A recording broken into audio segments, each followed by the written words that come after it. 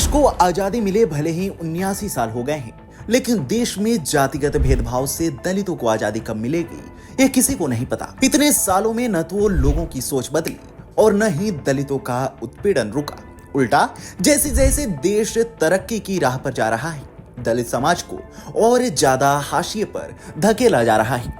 आज के वीडियो में मैं आपको पिछले 24 घंटों में दलितों के साथ होने वाली उन घटनाओं के बारे में बताऊंगा जो इस वक्त सोशल मीडिया पर सुर्खियां बटोर रही हैं। दलित उत्पीड़न की पहली खबर राजस्थान से है, जहां एक 19 साल की दलित विवाहित महिला ने कथित तौर पर सखी वन स्टॉप सेंटर में पंखे से लटककर जान दे दी है। यह घटना कोटा जिले के झालवाड़ा पुलिस थाना की है। 19 साल के मृतका असल में मध्य प्रदेश के राजगढ़ की रहने वाली है। कुछ दिनों पहले वो अपने पति को छोड़कर अपने प्रेमी के साथ भागकर कोटा आ गई थी, जिसके बाद उसके पति ने महिला की गुमशुदगी की रिपोर्ट दर्ज कराई। जांच में पता चला कि महिला कोटा में है और अपने प्रेमी के साथ रह रही है।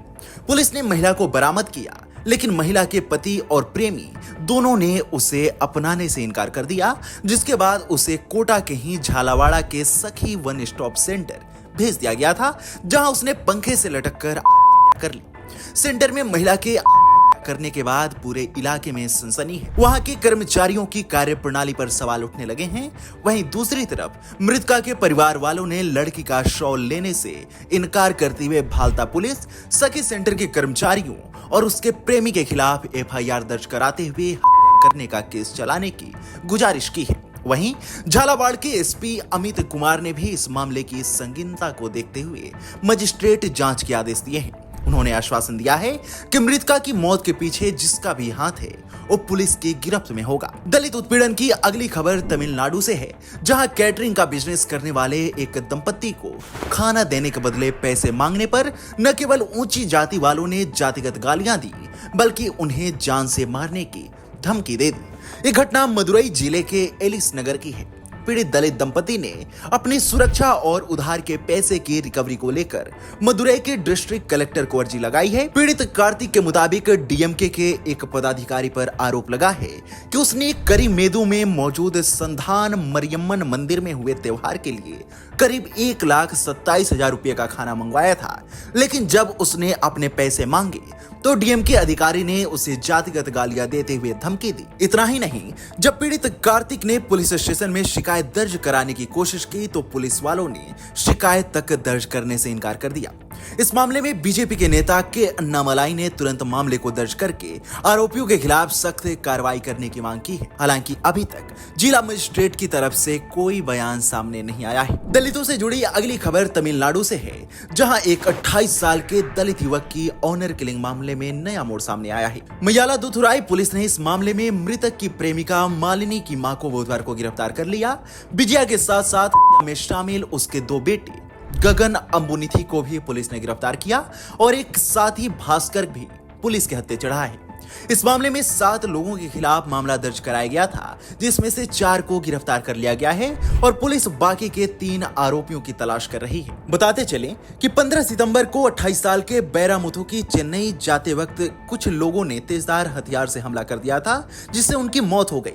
वो अपनी प्रेमिका मालिनी के साथ अपनी शादी को रजिस्टर कराने जा रहे थे, लेकिन मालिनी की मां बैरामुथु की आर्थिक स्थिति को देखकर इस रिश्ते के खिलाफ थी, जबकि खुद मालिनी चेन्नई में एमबीए ग्रेजुएट है और वहीं नौकरी करती है और बैरामुथु 2 पहिया मैकेनिक था। फिलहाल पुलिस इस मामले को और सख्ती से जांच कर रही है। दलितों से जुड़ी अगली खबर गुजरात से है। एक तरफ गुजरात मॉडल को दुनिया भर में सबसे बेहतरीन मॉडल कहा जाता है, तो वहीं जमीनी स्तर पर गुजरात के कई गांवों की हालत इतनी दयनीय है कि वहां सड़क तक मौजूद नहीं है। दरअसल गुजरात के छोटा उदयपुर में एक 35 साल की आदिवासी महिला को 5 किलोमीटर तक कपड़े के स्लिंग में ढोने के कारण उसकी मौत हो गई। दरअसल महिला काफी बीमार थी। गांव में कोई स्वास्थ्य केंद्र न होने के कारण उसे कपड़े के स्लिंग में रखकर लटका कर ले जाया जा रहा था। पूरे गांव में कहीं भी सड़क नहीं थी, इसलिए अस्पताल ले जाने में देरी हुई, जिसके कारण 5 किलोमीटर जाने के बाद महिला ने स्लिंग में ही दम तोड़ दिया। इस घटना का वीडियो सोशल मीडिया पर वायरल हो रहा है। इस घटना के सामने आने के बाद गुजरात में दलित, पिछड़े और आदिवासियों के प्रति सरकार का क्या रवैया है वो जगजाहिर हो रहा है, जो तमाम विकास के दावों की धज्जियां उड़ा रही है। इस मामले में अभी तक किसी भी उच्च अधिकारी या नेता का कोई बयान सामने नहीं आया है। दलितों से जुड़ी अगली खबर राजस्थान से है, जहां करीब 30 सालों से एक ही जमीन पर रह रहे 5 लाख ग्रामीण दलित परिवारों के पास स्थायी निवास के लिए जमीन का पट्टा नहीं है, जिसे देखते हुए भारत जोड़ो मिशन सोसाइटी ने पीएम मोदी के जन्मदिन के अवसर पर दलित परिवारों को शहरी और ग्रामीण सेवा से जुड़े सभी कार्यक्रमों से जोड़ने के लिए एक बृहद अभियान शुरू किया है। इस सोसाइटी के अध्यक्ष मनीष कुमार नडार ने खुलासा किया कि जय जिसपुरा ग्राम पंचायत में करीब 50 सालों से दलित परिवार रह रहे हैं, लेकिन उन्हें आज तक जमीन का मालिकाना हक नहीं मिला, जिसके कारण उनकी जमीन को हथियाने का खतरा लगा रहता है। लेकिन मिशन सोसाइटी ने दलितों और बंजारों के विकास को देखते हुए उन्हें स्थायी रूप से बसाने और मालिकाना हक दिलाने के लिए मिशन की शुरुआत की है।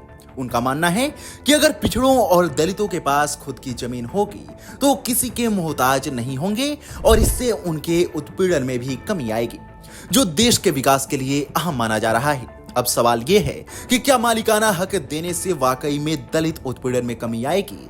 इसका जवाब आप हमें कमेंट करके बताएं। दलित उत्पीड़न की इन खबरों पर आपकी क्या राय है, हमें कमेंट सेक्शन में जरूर बताएं। साथ ही वीडियो को लाइक करें और चैनल को सब्सक्राइब करें।